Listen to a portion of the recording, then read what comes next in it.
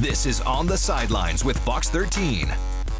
All right, welcome into another episode of the On the Sidelines podcast. Week 1 is in the books for your Seattle Seahawks. Didn't go how we wanted it to go, but there's a lot to talk about. There's no question about that. I'm your host, Ethan McReynolds, here. As always, my partner in crime, D-Jack, Dante Jackson. D-Jack, 17-13 loss. Seahawks had 80 passing yards entering that final drive. There were some good things, I feel like, but more bad sort of outweighed it. What'd you make of the Seahawks result week 1? As far as my initial reaction, this was as close as you can get, and it might sound odd, to a must-win. The Seahawks had to get this game. I mean, the San Francisco 49er players, their top-notch players was dropping like flies. Mm-hmm. You had George Kittle leave the game. Trent Williams left the game. Fred Warner left the game. Jawan Jennings left the game. And the Seahawks still couldn't pull out the victory. Yeah, the offense is definitely in the spotlight. You know, just the 13 points. I felt like we were promised all offseason this run-heavy attack, which we saw, but heavy play action off of it. Clint Kubiak called 2 play action passes for Sam Darnold. To me, it was passive. It was conservative. It felt like the game plan was catered for a rookie quarterback. I mean, it seemed like they were terrified to have Sam Darnold do anything. It was get rid of the ball. And you know, to be fair, I thought Sam Darnold played a good game for what they asked him to do. He didn't make any mistakes aside from the last play of the game, unfortunately, where Nick Bosa powers into Abe Lucas and somehow jars the ball from Sam Darnold's hand.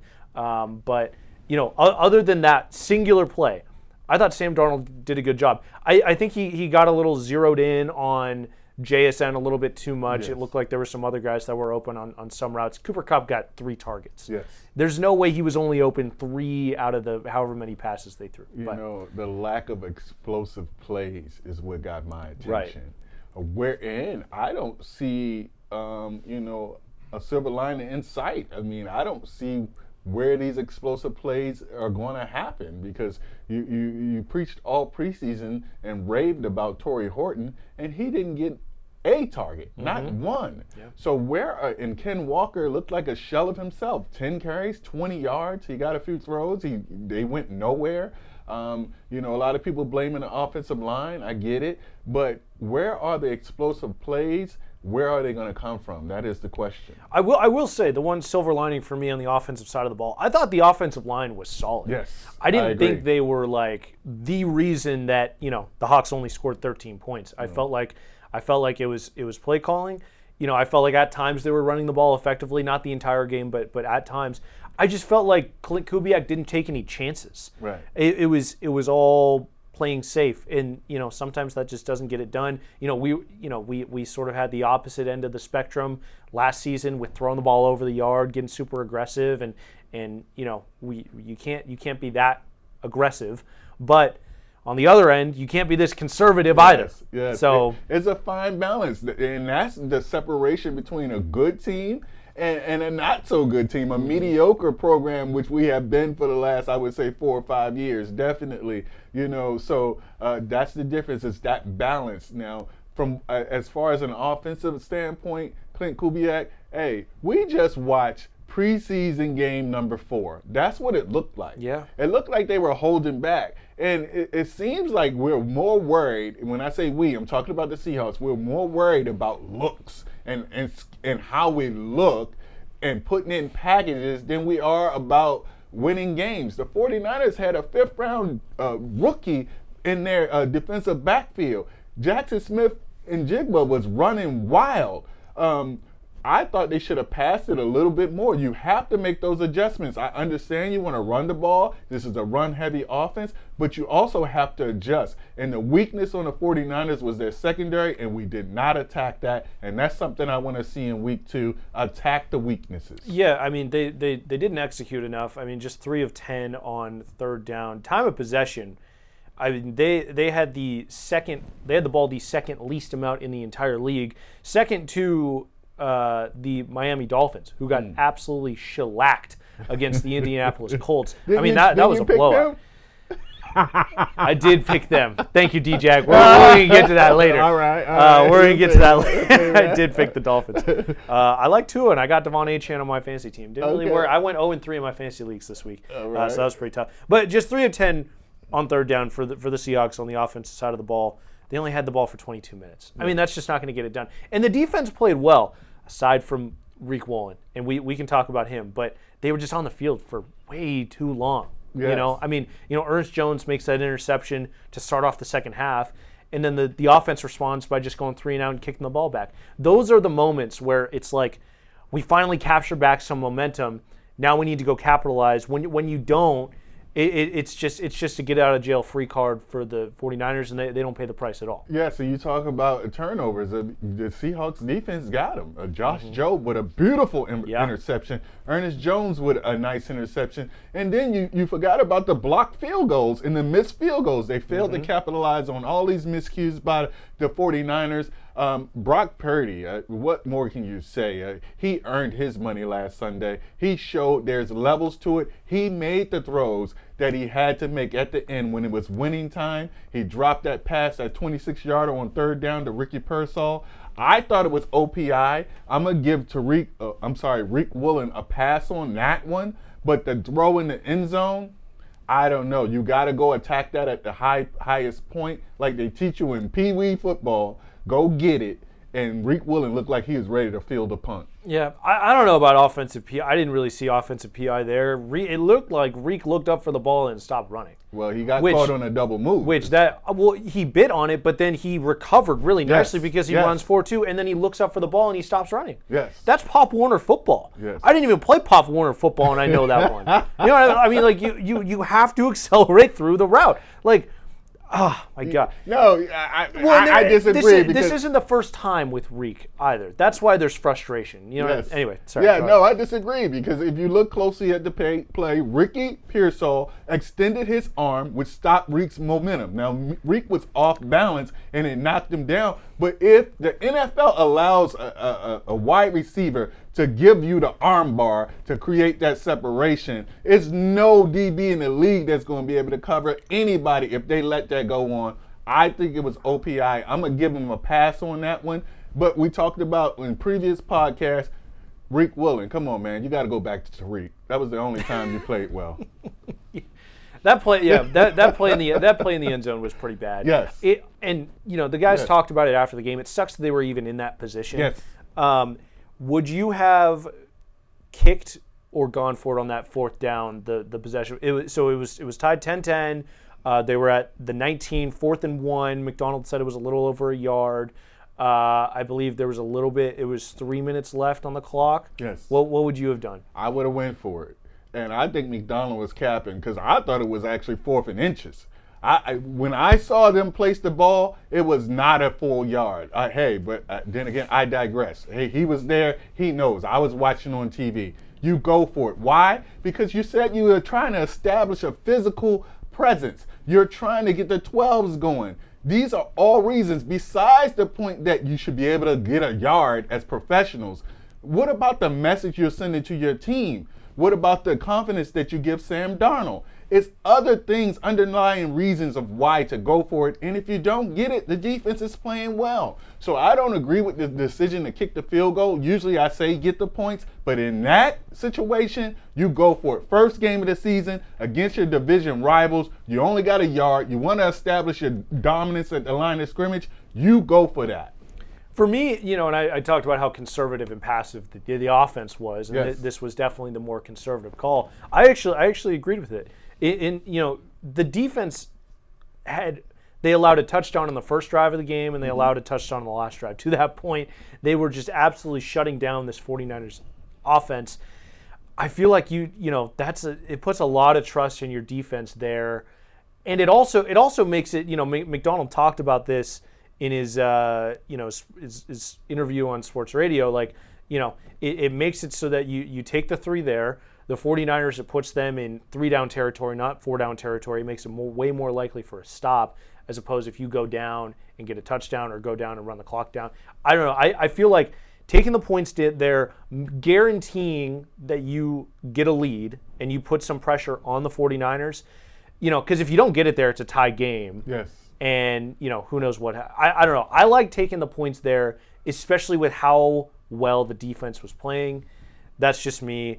They always say nowadays, what does the book say? What does analytics say? And by all accounts, they said it was a 60% chance for them to get that. So the analytics says go for it. Yep. So not only, and Mike McDonald admitted as such, but he said they went against the book. So you went against the book, you went against the confidence, gaining the confidence of the crowd, you went against gaining the confidence of your quarterback and your offensive line.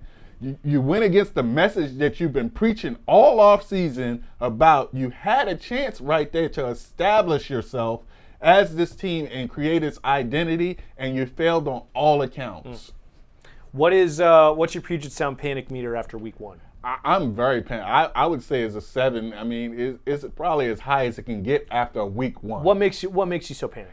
Because of the injury factor, the way San Francisco did not have their full squad.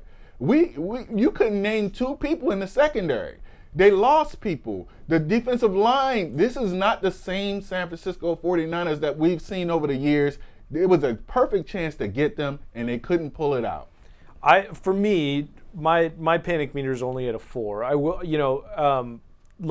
the offense for me raises some alarm, just because of the lack of aggressiveness. And I don't need you to be Ryan Grubb throwing the ball over the yard, but the lack of play action for me was very concerning, because I thought that was what this whole system was built on.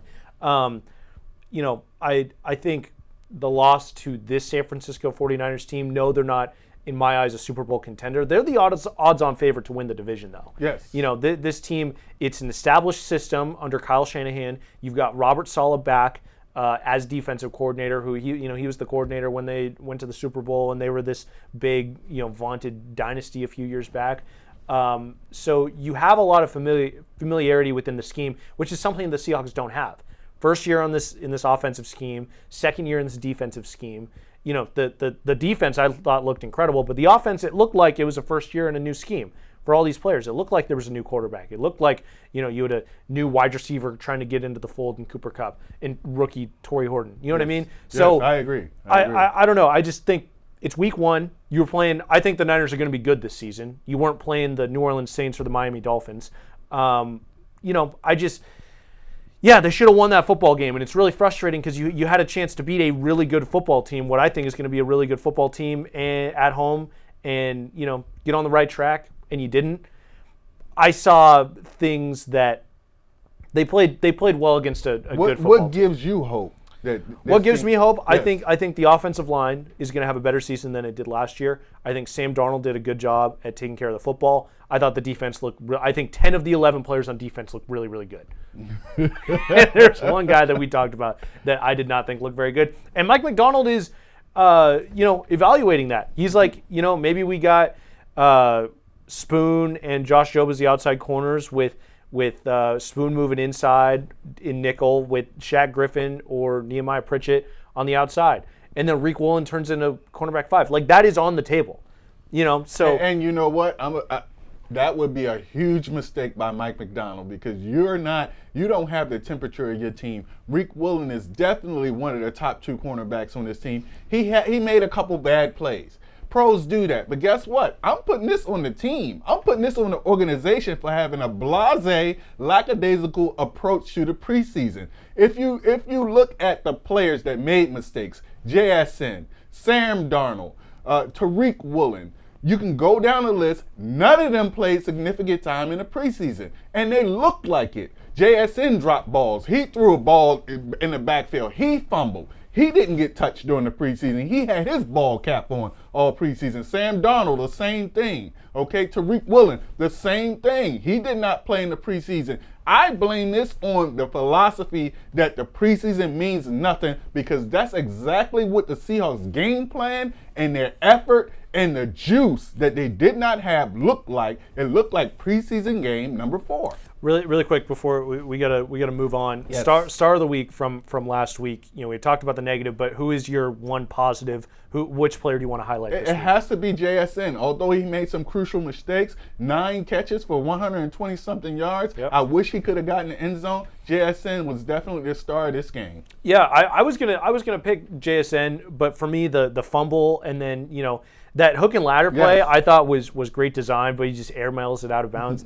So I thought that was unfortunate. I thought Julian Love played an incredible game. Yes. Led the team with 10 tackles. He had the only sack of the game for the Seahawks and the field goal block. He was all over the field. Leadership. I mean, you could see his intensity. It came through the broadcast on the field. I thought he was incredible. I thought both safeties. I saw Kobe Bryant flying all over the place. I was very impressed with Kobe Bryant and his tackling ability. He was in the backfield, and Leonard Williams, you cannot keep him out. He jumped off the screen also. The defense played well. They made a couple of errors as far as the cornerbacks not playing the ball well in the air, but the defense played 17 points with the 49ers. Should be enough to win that game. Yeah, absolutely. The one last guy before we move on that I want to highlight, DeMarcus Lawrence. I thought he was incredible in his first game with the Seahawks. 2 tackles for loss. In the run game, he was really influential. And Richard Sherman posted about it, but he was snuffing out these screens, just doing the veteran things that don't show up in the box score. I'm really excited for what DeMarcus Lawrence can bring to this defensive line. But that is going to be it for our recap of the Seahawks loss to the 49ers. We don't need to talk about more about that game. That was a tough one. Let's look ahead now to the Week 2 matchup with the Pittsburgh Steelers and bring in our special guest for the week.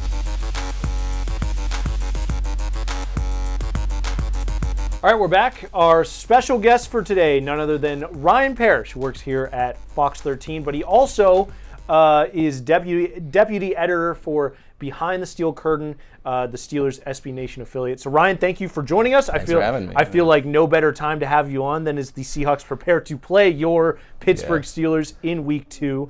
First of all, I mean, a 34-32 win over the Jets for the Steelers. We saw that coming. Yeah. What you see? What surprised you for the Steelers team as they prepare to play the Seahawks? Well, I think for the biggest surprise for us, obviously, is for as much money is on that defense and as much change as was brought in, it was not a clean game by any means.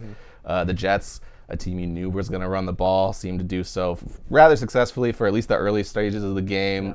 The defense adjusted a little bit more as the game wore on, but it was a back-and-forth game that they had to come from behind. So I think that was the most surprising. Yeah, I mean, I love what I saw out of Justin Fields with the Jets. He ran all over the Steelers.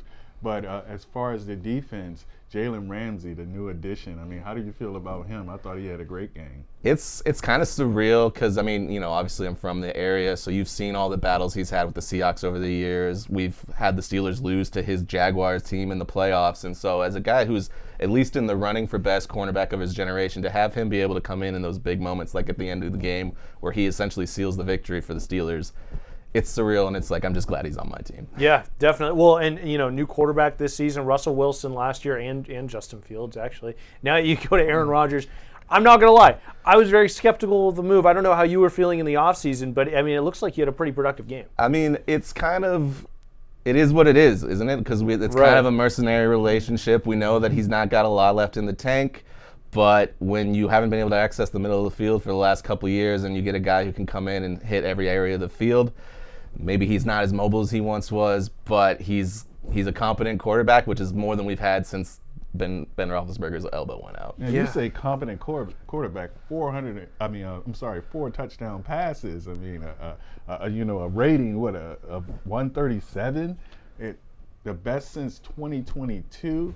I mean, he turned back the clock right there. I'll one-up you with one. This is our first Week 1 opening drive touchdown since 2008. Wow. And this is our first general opening drive touchdown since 2003. So It's been, a rough going for a proud franchise that is used to having higher play at quarterback. So how did this Week 1 performance, how did it vary from what you were expecting? And does it change your expectations for this season of what how many wins you're seeing this Steelers team getting? Well, in terms of wins, it doesn't change a whole lot. I think this is going to be a team that is going to be in close games with the opponent. That's just kind of been how the Steelers have rolled. I think there's going to be games where we might explode for these 32 points. There was a lot of successful play action in the red zone area that worked out well for them on Sunday. But I'm also not going to be surprised if we start playing tougher defenses and then it's suddenly we're looking at those typical Steelers games where it's like maybe we're lucky to get out the teens. You know what? The similarities between these two programs, these two organizations, is uncanny. Now the Seahawks don't have the history that the Steelers have, but as far as like the last 10 to 15 years, they're both like kind of middling teams, playoffs most of the years, good, blue collar teams, but no championships. Now, as far as Mike Tomlin, is he on the hot seat? I've been hearing that a lot. Do we have to win a playoff game this year? I don't think it's on that at all because he did sign an extension, and so he's got a few more years on his contract, and the Steelers are just a franchise that if they give a front office member a contract, they usually tend to honor it. It's going to take us extreme, like they would have to win no more games the rest of that season, I think, for Mike Tomlin to get ran out of town. I think what he has is the time to take this year, find the young quarterback next year, and he better be winning playoff games by year 2 of the young quarterback. So I think that's when his contract's up, and that's the timeline I think he's working with. So the big storyline here in Seattle for this matchup, DK Metcalf and his revenge game against his former team. What'd you make of DK's week 1 performance? And I mean, for us here, the mental blowups, that was sort of a big storyline of why maybe John Schneider was willing to let him go. Did we see any of that in week 1? We got rid of our own mental blow-up this offseason at receiver and George Pickens, and I'll tell you that it's night and day between the two. I know that Metcalf is a volatile player at times, but I would say that it's, at least in terms of maturity, he had a really great crackback block in the game that I would never have seen George Pickens throw. So what I'll say is his game, you guys have seen him for years. There were drops, but he still has that explosive speed. He's able to take the short passes and turn them into 30-yard gains as he did. We didn't get much deep from him, and he's not really a guy who's going to one-up on a bunch of contested catches, but it worked on Sunday, and we'll see how it goes against you guys. I'm really interested to see if I mean, I'd put $100 on the fact that the Steelers are going to try to get under, or the Seahawks are going to try to get under his skin. I'm looking at like Devin Witherspoon trying to poke the bear a little bit with DK. I think that's true, but honestly, I think DK, if he's working as a decoy on Sunday, that's great because you talk about how these franchises marry each other, and I think there's actually a really good example of that in the Steelers wide receiver core.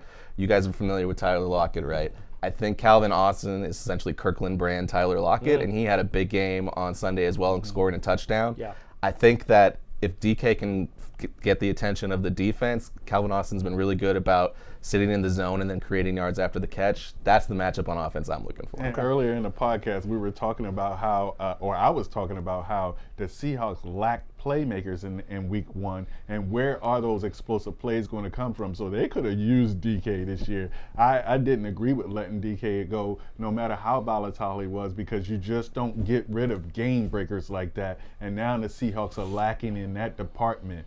As far as explosiveness in the run game, I didn't see that from the Steelers. What did you see in the run? I didn't see that either, and I don't really necessarily think it's the running backs. I think the offensive line, especially on the left side, has been tough. I know one matchup that is going to be tough is you guys have you have DeMarcus Lawrence, you guys have Leonard Williams, you guys have some tough guys in the middle. So I'm curious to see how they how they line up in the formation against our run, because the left side's been a little weak, and it's been an ongoing concern for Steelers fans for a couple years now. So the offensive line is something that you guys are looking at. They're getting better at pass protection, but in run, man, they're just not a physical unit. Just not pushing the line back at all. No. So that'll be a matchup to see. And then obviously inversely, on the defensive side, we've been struggling in the center as well. So Gray Zabel up against Keanu Benton, for example, or up against Cam Hayward, that's going to be an interesting trench battle as well. Interesting. Yeah. As far as the Steelers fan base, you sort of have your pulse on them. How are you guys feeling about this matchup? I think the Steelers are 3.5-point favorites right now. I think that the Steelers fans are in a constant state of we should win every week, but we expect to lose. I don't know. That sounds like somebody familiar. It's. I'm sure that's a common feeling for a lot of fans, and like you said, we have a very similar sort of fan base, I think, mentality based on where we've sit in the hierarchy of the NFL the last few years.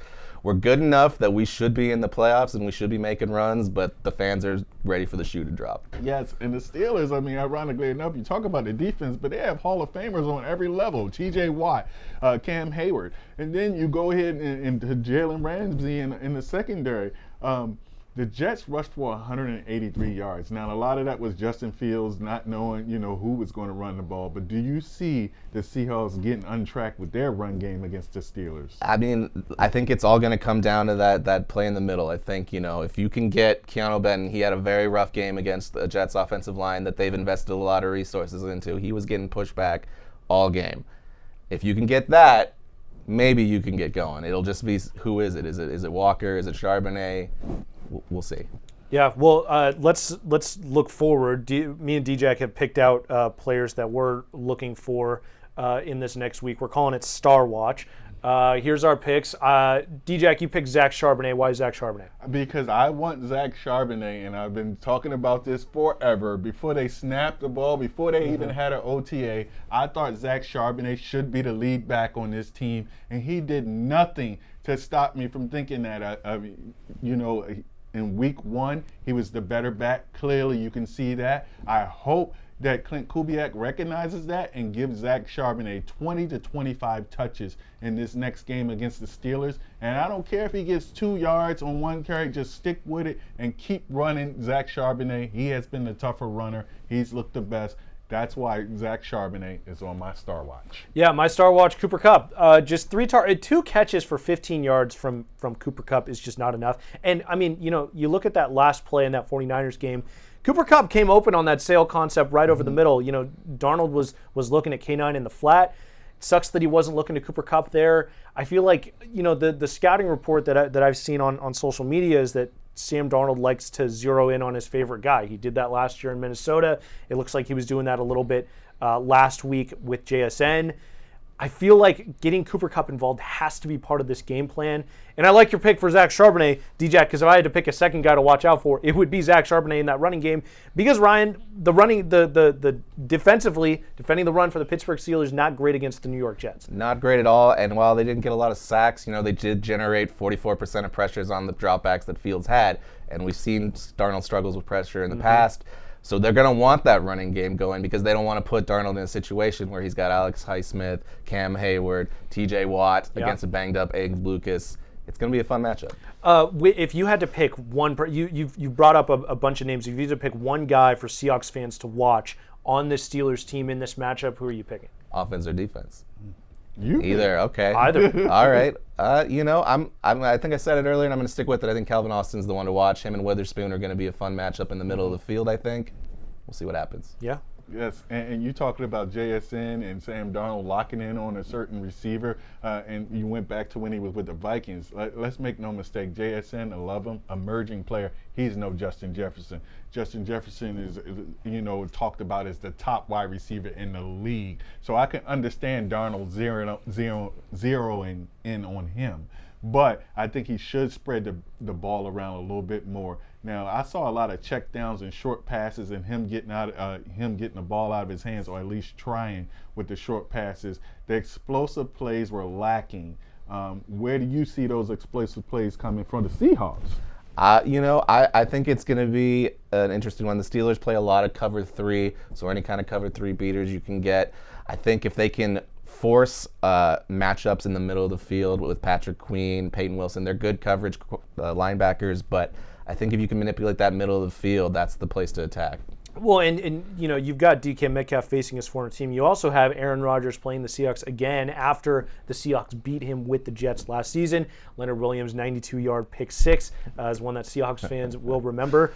Any concern with Mike McDonald getting a second look at Aaron Rodgers and winning that first matchup, that maybe he'll have his number a little bit? I mean, of course there's concern. I mean, if Aaron Rodgers has to move in the pocket aggressively because of pressure, he's just, he's not a young buck anymore. He's not able to evade in the same way he was. So if we can keep him clean as the Steelers, then I think we'll have a good shot. But if you guys have him running in the backfield all day, it might be a long one. Now, this team is an older team, the Pittsburgh team, I would say. The first game, Aaron Rodgers goes back and beats his old team, the Jets. Now, in this game, you have DK Metcalf meeting the Seahawks and his old team. Is this too much for the Steelers this early? It's kind of a weird. I don't think this part is too much. I do think the NFL schedule makers know what they're doing. Right. But I do think last season we had a stretch where they had to play 4 or 5 games in a span of 20 days in the holiday season, and they were against the Chiefs, the Eagles, the Ravens, the Bengals. I don't think this is going to be what they're worried about personally. I think they want to have good games. They're people. I think everyone naturally wants to prove that they should have stuck around in their old place and they weren't valued the way they wanted to be. But I'm not worried about that getting ahead of this team. I think executing the basics is really what they're focusing on this week. All right. Ryan, really quick score prediction. What do you got? Oh boy, okay. Don't piss us off. Well, it's going to be, it's been said that the Seahawks can't play a normal game, right? So I think, why don't we just get weird? There's going to be like a weird 28-27 type of score. Wow. Someone's going to miss an extra point. There's going to be a safety. Something weird's going to happen. Yes. Who wins? Well, obviously the Steelers. Yeah, man. D-Jack, score prediction. What do you got? 22-20. I'm with Ryan. It's going to be some kind of weird score. I think the Seahawks pull it out. These are 2 evenly matched teams. I'm going with the Hawks. All right, I'm going 20-17 Seahawks. I think the defense shuts down the Steelers. I think the offense can make some adjustments and get things done. Ryan, thank you so much for helping us break down our future opponent and learning about the Steelers. A Awesome. little Thanks for having me. And then I just got to get out of here with saying praise to the Etsy Witch. Yes, go Mariners. We're just about to talk Mariners. Ryan Parrish with Behind the Steel Curtain. All right, we're back. Thanks again to Ryan Parrish for previewing the Seahawks-Steelers matchup in Week 2. We're gonna be diving into that one next week. We're gonna see how our Star Watch picks ended up playing out last week. Let's see how Cooper Kupp and Zach Charbonnet do. It's gonna be interesting. DJ, the Mariners are hot. Yes. The Mariners are hot. They have won 4 straight. The panic meter was at a high last week. I would say 11. Yeah, it's been pretty bad, but they've won 4 straight. They close out a similarly bad road trip, but you end on a high note, winning 2 out of 3 against the Braves.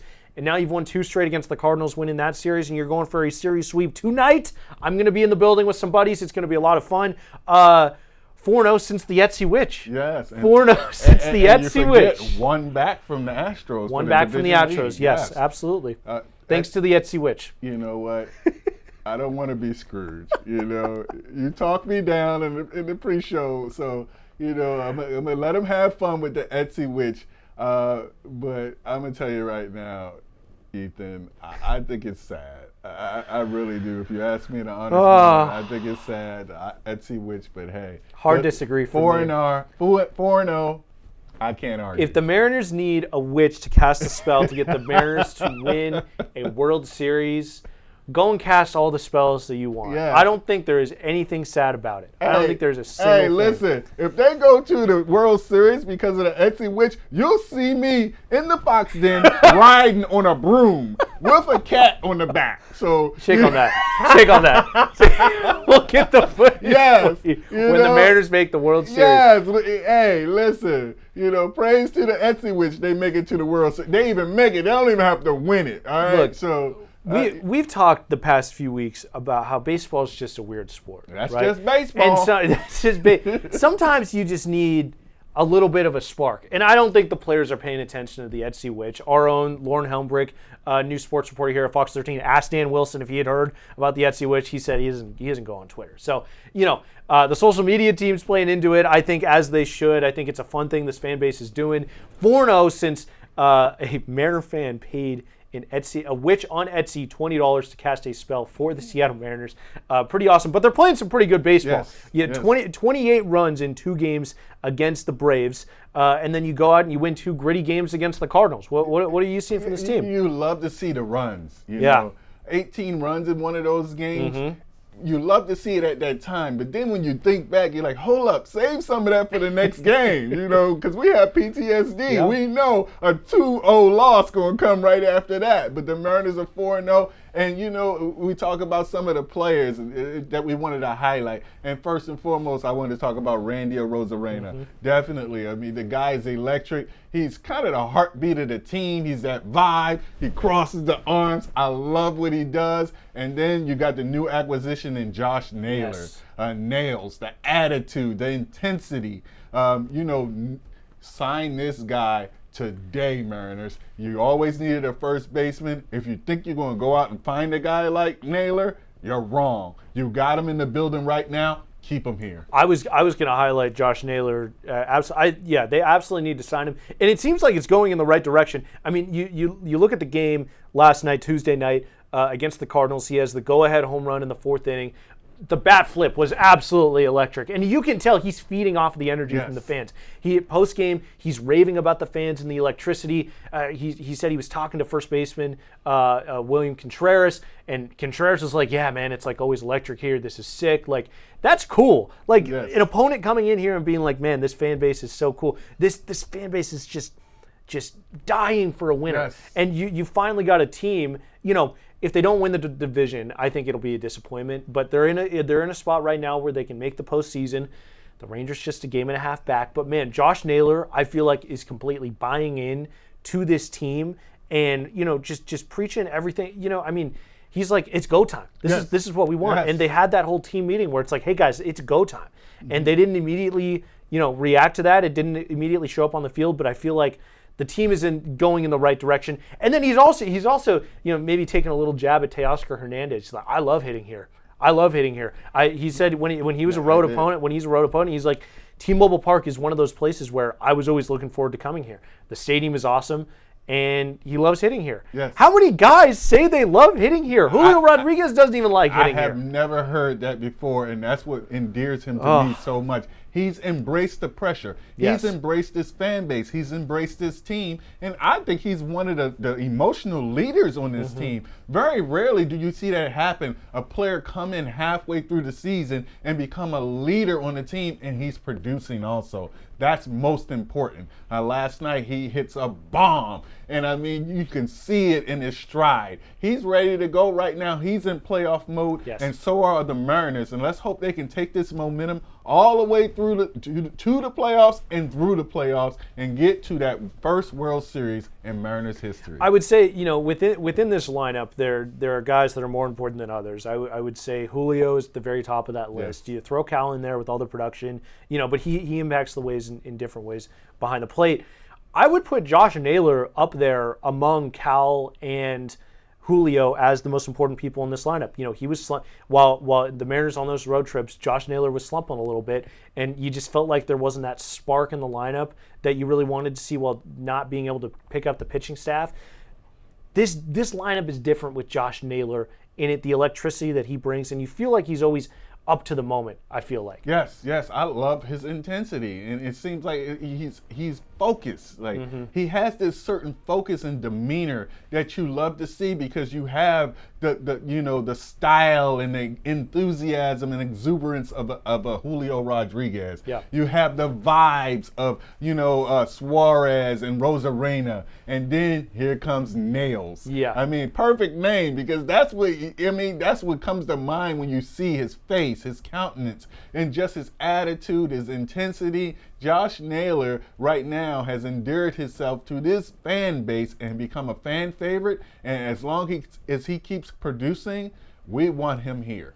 Yeah, well, and for the Mariners to re-sign him, it's a two-way street, and his contract's up at the end of the season. His comments after the game last night, I think are just so many green flags to me of him loving the guys in this clubhouse, loving the fan base, loving hitting at T-Mobile Park. I mean, that's one of the reasons Teoscar ended up wanting to leave, right? Because he didn't like the batter's eye and everything. And he was a big piece of this offense. That was a big loss for this team. So, I don't know. I think there's a lot of green flags for Josh Naylor. And then Gino, the other trade deadline acquisition, he loves it here. So I would love to see the Mariners go out. They love re-signing their own guys, you know what I mean? And they're less willing to do it in free agency. You got guys that, are acquainted with this clubhouse, with this team, with this fan base, and know how to perform as a Seattle Mariner. Go out and keep them as Mariners. Yeah, and a lot of players come in and they pay lip service. I believe Josh Naylor. That's the difference. He seems like a genuine, authentic dude. When he says he wants to be here and he loves to hit here, I believe him, and he shows it. So, like I said, the fans have embraced him and took them under their wing. I mean, you're going to see a Josh Naylor section right at some point, and I just hope we can carry this momentum into the playoffs. That's what it's all about. Right now, there's no excuses. There will be no excuses. We got the spell and the Etsy witch. We got Josh Naylor. Julio is playing like he's supposed to be playing, like a superstar. This team is poised for the playoffs, and let's hope they can get there and take it all away. Well, it's going to come down to that 3-game series in Houston. We also got 3 against the Kansas City Royals, who are in that wild card chase. That's a big road trip coming up. But first, you're wrapping up the series with the Cardinals. Hopefully, you can get the sweep tonight, and then 4 against the Angels, who have sort of had your number this year, weirdly enough. So some interesting matchups coming down the stretch. But the Mariners are starting to play, some good baseball at the right time. Yes. You got to do it on the road. Yes, you got to do it on the road. I might add, you mentioned the Royals. You mentioned the Angels. We said it from the first podcast. Don't get complacent. Get greedy. Mariners, you are not good enough to take anybody for granted. We want to go for the sweep from this point on. Win out, and you will leave no doubt whether you're the division winners or in the playoffs. So if they win out and they try to win every game, I think the Mariners are in. Absolutely. Well, let's transition really quick to our look ahead. We've been making some picks here on the sidelines. Austin Lane, our producer, D-Jack with the big head over there. Yeah. Austin Lane, me, D-Jack, Austin Lane, our producer behind the scenes, and Will Ortner, host of Seahawks Today with Chat Sports, friend of the pod who was kind enough to come on with us a couple of weeks ago. Listed are our underdog picks. We're making 3 picks every single week. One of them has to be an underdog of 2 points or more. Unfortunately, me and Will picked the Miami Dolphins. It did not pan out for us. Hold up. I got beef with you, Ethan, right You got there. beef with Why, me? Yes. Why are you first on that? I should be first. I picked the best. I picked the best dog. Nobody expected the Chargers to beat the Chiefs. I think that should be the tiebreaker. I did not make the. I did not make the graphic. You gotta pick a fight with Austin. I'll let you live. You gotta pick a fight with Austin. I'm just saying though. I picked the Chargers over the Chiefs. That's fair enough. That's fair. Yeah, good. That's a good pick. That's a good pick. So me, you, D-Jack, and Austin are all 2-1. Will is 1-2 in the first week of our standings. Come on, Will. The picks for this week from Will Ordner, a host of Seahawks Today with Chat Sports. He is taking the Bills over the Jets, the 49ers over the Saints, and his underdog, the Falcons over the Vikings. I actually really like that pick. Michael Penix leading the Falcons over the Minnesota Vikings with J.J. McCarthy. I like that pick. Yes. Over to Austin really quick, then we'll go to you, D-Jack. He's got the Ravens over the Browns.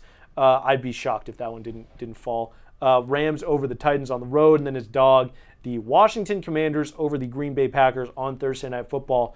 Austin, the Packers look pretty good. Yes. The Packers look pretty good in Week 1 against the Detroit Lions. So we'll see if that's a push. That's an even game. Yeah, right there. yeah. We're going to see the Packers at home are the favorites in that one. So Austin go with the underdog and the Commanders. D-Jack, over to you with your picks for the week. You know what? I got the Jets over the Bills. I know they have all world quarterback in Josh Allen, and he looked great against Lamar Jackson and the Ravens, bringing them to an epic comeback. But I like the way Justin Fields looked with the Jets, and I think the Jets always plays the Bills tough. I think they creep up and get a win, a close win against the Bills. That's my dog pick of the week. That's a pretty crazy dog. I mean, the Jets are 5.5. I gotta separate myself. We all 2-1. Man. You're not getting extra points. I'm just saying. I gotta separate myself. That's fair. All right, for the second one, I got the Chargers over the Raiders. Now, my guy Geno, I love the way he looked in Week 1, threw for over 300 yards. He had the Raiders they were humming. The offense was humming. Pete Carroll chewing his gum on the sideline. But I have the Chargers, who I think will overtake the Kansas City Chiefs for the AFC West crown this year. By the end of the season. I have the Chargers beating the Raiders. For my picks, my 3 picks, I'm going Ravens over the Browns, stealing one of Austin's.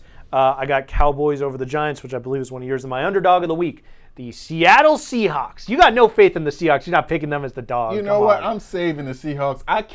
I'm a fan first. I cannot sit there and watch the Hawks when I know I have skin in the game trying to pick them. I just want to enjoy that game. I don't want any fantasy players from the Hawks. I don't want any picks from the Hawks. That's just the way I am. I yell at the TV all game long, and I don't want it to hinge on my picks. I'm picking the Seahawks. They were 7-1 on the road last season. They were 7-1 on the road. I just can't see this team starting out 0-2. That would really suck if they did. Yes. actually. So Yes. it would really suck if this pick didn't fall through. Well, so Seahawks, give me a win, please. I Come have on. them at 13 wins. There's no way they get to 13 wins with going 0-2. And history shows us that most 0-2 teams are not going to make the playoffs.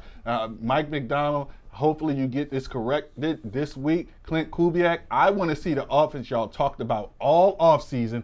I want to see it next week against these Steelers. We know they're tough, but I want to see that offense get explosive. Torrey Horton, get some catches, get some touches.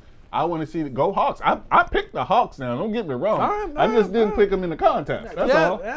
Just not putting your chest behind it. That's all. Hey, you know what? I said it with my chest. Go Hawks. I do really like this matchup for the Seahawks. It sucks that it's on the road all the way on the East Coast. That's going to be a challenge. I don't know why this team is better on the road than they are at home, but for some reason they are. Mike McDonald, we talked about it with Ryan. He got Aaron Rodgers with the Jets. I think he's going to do the same thing, and I think the Seahawks are going to get under DK Metcalf's skin. One 15-yard penalty in this game from DK Metcalf. I think you can put your money on that right now. I think the Seahawks know how to get under his skin. And, they're going to be able to do it. Nobody knows DK Metcalf better than the Seahawks. And nobody knows him better than the Seahawks defense going up against him every single day in practice. Last year, DK Metcalf with the fight, throwing some dude's helmet in training camp. Yes. Just do that again. Just get him. I mean, I'm serious. I hope that's not what you hinging a win on, getting DK upset. I think you need Leonard Williams sacking the quarterback, which is Aaron Rodgers, and that's my defensive MVP. I'm picking Leonard Williams, and I also picked Zach Charbonnet on Star Watch. So those two players, if they have great games, Seahawks pull out the victory. For me, in this DK versus Seahawks matchup, I think it's advantage Seahawks just because they know DK personally better than anybody. But that's going to do it for this episode of the On the Sidelines podcast. Thank you so much to Ryan Parrish for helping us preview the Steelers. Check his stuff out on Steel of Curtain. And go Storm. Storm clinch the playoff. 8th seed. They got a chance to get the 7th seed. Yep. They're going to be, I believe, game one of the playoffs has not been announced, but I think all game ones are on Sunday, so be sure to tune into that. Maybe they can shock us all. Maybe they can shock us all and make a deep run in this playoffs. That would be really fun to see. Go support them. But for Ryan, for D-Jack, I'm Ethan McReynolds. We'll see you next time on The Sidelines. Let's go! On the Sidelines is available wherever you get your podcast.